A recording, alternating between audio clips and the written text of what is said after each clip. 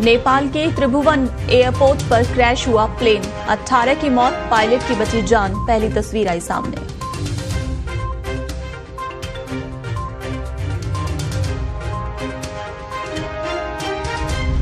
Budget के खिलाफ विपक्ष का संसद भवन परिसर में प्रदर्शन, बजट को बताया भेदभाव वाला।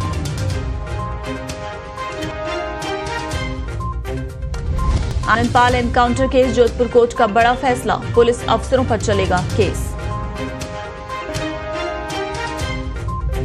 जयपुर के कई इलाकों में झमाझम बारिश, प्रदेश में फिर सक्रिय हुआ मानसून। मौसम विभाग की भविष्यवाणी जल्द होगी, कहीं भारी तो कहीं मध्यम बारिश, गिरेगा तापमान।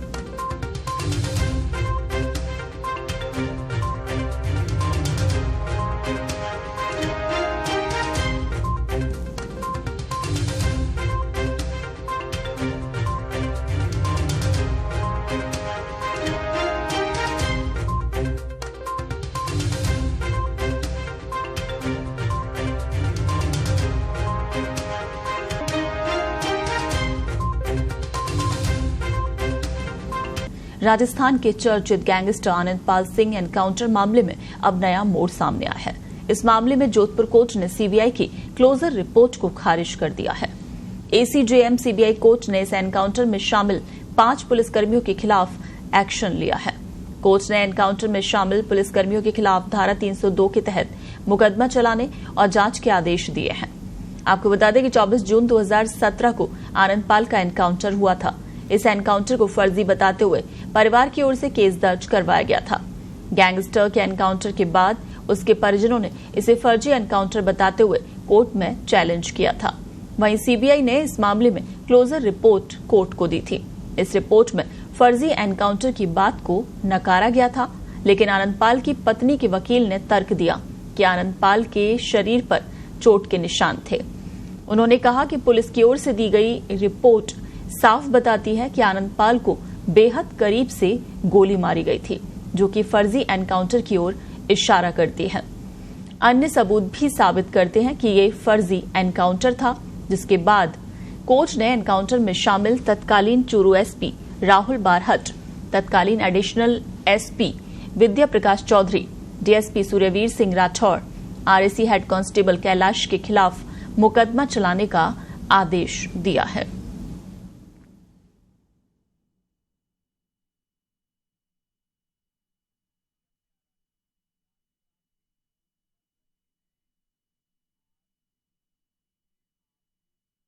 नेपाल के काठमांडू में त्रिभुवन इंटरनेशनल एयरपोर्ट पर कल एक विमान क्रैश हो गया। 19 यात्रियों को काठमांडू से पोखरा ले जा रहा सौर्य एयरलाइंस का विमान टेक ऑफ के बाद जमीन पर फिसला और देखते ही देखते उसमें आग लग गई। इस हादसे में 18 यात्रियों की जान चली गई, तो वहीं एक पायलट को रेस्क्यू किया गया। हादसे का वीडियो भी सामने आया, जिसमें देखा जा सकता है कि विमान रनवे पर टेक ऑफ के तुरंत बाद जमीन पर फिसलता है और उसमें आग लग जाती है। इस हादसे में 19 में से 18 लोगों की मौत की पुष्टि हो चुकी है। ये सभी यात्री जो कि एयरलाइंस के स्टाफ थे। विमान क्रैश में 37 साल के पायलट कैप्टन एमआर शाक्य की जान बच गई और उन्हें क्रैश साइट से रेस्क्यू किया गया है। अस्पताल में उनका इलाज किया जा रहा है। प्रत्यक्षदर्शियों ने स्थानीय मीडिया से बताया कि प्लेन रनवे के दक्षिणी छोर से टेक ऑफ कर रहा था। अचानक जहाज पलटा और झटके खाने के बाद जमीन से टकरा गया और जमीन से टकराते ही एयरक्राफ्ट में आग लग गई और उसके बाद प्लेन रनवे की पूर्वी तरफ एक खाई में गिर गया। हादसे के बाद पूरे एयरपोर्ट पर धुएं का गुबार दिखने लगा। नेपाल मीडिया के मुताबिक विमान के पलटते ही उसमें आग लग गई और काला धुआं निकलने लगा और देखते ही देखते पूरे एयरपोर्ट पर काला धुआं फैल गया। नेपाल के नागरिक विमानन प्राधिकरण ने विमान में सवार 19 में से 18 लोगों की मौत की पुष्टि की है। विमान ने त्रिभुवन एयरपोर्ट से सुबह 11:11 पर पोखरा के लिए उड़ान भरी और रनवे पर कुछ दूर जाकर एयरपोर्ट के पूर्वी हिस्से में क्रैश हो गया। विमान को एयरलाइंस का स्टाफ जो कि मरम्मत के लिए लेकर जा रहे थे। एयरलाइंस ने कहा है कि विमान पोखरा जा रहा था ताकि उसकी मरम्मत के बाद उसका टेक्निकल इंस्पेक्शन हो सके। विमान ने रनवे से टेक ऑफ किया और रनवे 20 पर वो क्रैश कर गया। विमान हादसे को लेकर शुरुआती जानकारी में बताया गया है कि विमान में गलत मोड़ ले लिया था। विमान को उड़ान भरने के बाद बाईं ओर मुड़ना था और वो दाईं ओर मुड़ गया और उड़ान भरने के 1 मिनट के अंदर ही क्रैश हो गया और आग का गोला बन गया।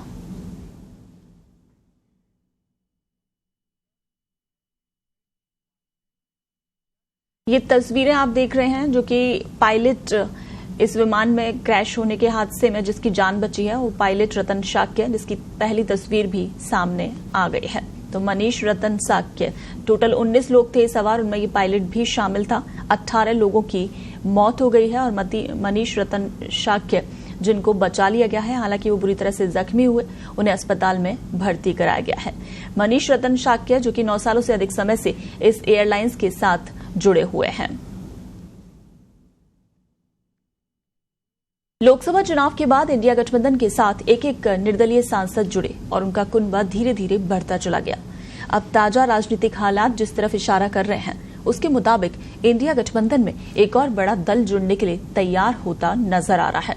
आंध्र प्रदेश के पूर्व मुख्यमंत्री और वाईएसआर कांग्रेस पार्टी प्रमुख वाईएस जगनमोहन रेड्डी ने बुधवार को राष्ट्रीय राजधानी दिल्ली में प्रदर्शन किया।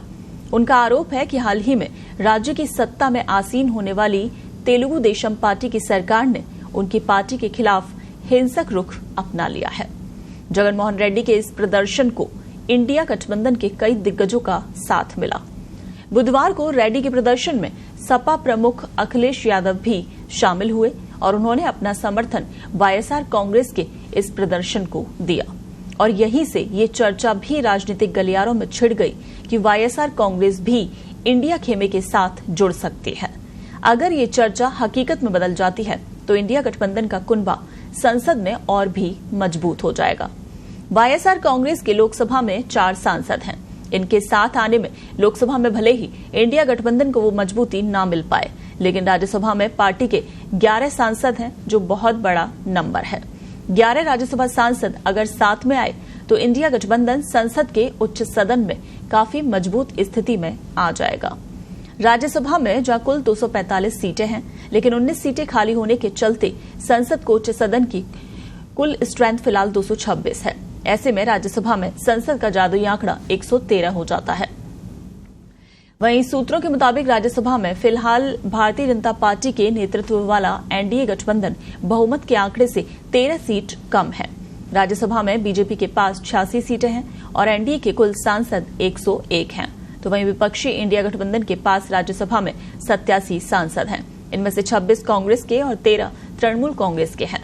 आम आदमी पार्टी और डीएमके की राज्यसभा में 10-10 सांसद हैं। ऐसे में अगर वाईएसआर कांग्रेस भी इंडिया गठबंधन में शामिल हो जाए तो विपक्षी गठबंधन के सांसदों की संख्या कुल 98 तक पहुंच जाएगी। यानी मोदी सरकार के लिए राज्यसभा में कोई भी बिल पास करना बेहद मुश्किल हो सकता है। हालांकि फिलहाल जगनमोहन रेड्डी ने इंडिया गठबंधन में शामिल होने को लेकर कुछ भी नहीं कहा है। दिल्ली एनसीआर में जबरदस्त बारिश हो रही है। भारी बारिश की वजह से दिल्ली नोएडा के कुछ इलाकों में जलभराव भी हुआ। एक तरफ जहां बारिश ने उमस भरी गर्मी से राहत दी है तो वहीं दूसरी ओर सड़कों पर पानी भरने से लोगों की परेशानी भी बढ़ गई है। दरअसल जलभराव के बीच गाड़ियों की रफ्तार थमने से सुबह के वक्त दफ्तर जाने वालों को ट्रैफिक जाम से जूझना पड़ता है। मौसम विभाग की माने तो दिल्ली, नोएडा, गाजियाबाद, फरीदाबाद और आसपास के इलाकों में हल्की से मध्यम बारिश और बूंदाबांदी का दौर जारी रहेगा। हालांकि इस बारिश से थोड़ी परेशानी जरूर हो सकती है क्योंकि ऑफिस के टाइम में सुबह दफ्तर जाने वालों को कठिनाई हो सकती है, लेकिन उमस भरी गर्मी से राहत भी मिली है। कई दिनों से दिल्ली एनसीआर उमस भरी गर्मी से परेशान था और सुबह सुबह तेज बारिश का सिलसिला शुरू हो गया। इसके अलावा मौसम विभाग ने उत्तराखंड, हिमाचल प्रदेश, पंजाब, हरियाणा और पूर्वी राजस्थान में अलग अलग स्थानों पर बहुत भारी बारिश होने की संभावना जताई है। स्काईमेट के मुताबिक पूर्वोत्तर राजस्थान और इससे सटे दक्षिणी हरियाणा के निचले स्तरों पर एक चक्रवाती परिसंचरण बना हुआ है। साथ ही मानसून ट्रफ जो अपनी सामान्य स्थिति से दक्षिण की ओर चल रहा है उसके उत्तर की ओर बढ़ने और राजस्थान, हरियाणा और दिल्ली एनसीआर से गुजरने की संभावना है। इन प्रणालियों के संयुक्त प्रभाव से मानसून गतिविधि में तेजी आएगी। गतिविधि में तेजी बड़े पैमाने पर राजस्थान, आंशिक रूप से हरियाणा और सबसे कम पंजाब को कवर करेगी। दिल्ली एनसीआर इस प्रणाली के निकट है, जिससे यहां कुछ हद तक मानसूनी बारिश होगी, जिससे एक सप्ताह से ज्यादा समय से सूखे बने हालात खत्म होंगे। मौसम के पूर्वानुमान के मुताबिक दिल्ली में बारिश का ये सिलसिला 2 दिन तक जारी रहेगा। आईएमडी ने 24 और 25 जुलाई को दिल्ली में मध्यम बारिश के आसार जताए थे। इसके साथ ही तापमान में भी कुछ नरमी देखी गई। 23 जुलाई को शहर का अधिकतम तापमान 36.2 डिग्री सेल्सियस दर्ज किया गया था, जो कि सामान्य से 1.3 डिग्री अधिक रहा। हालांकि कल अधिकतम तापमान 34 डिग्री और 25 जुलाई को 35 डिग्री सेल्सियस दर्ज किया गया है।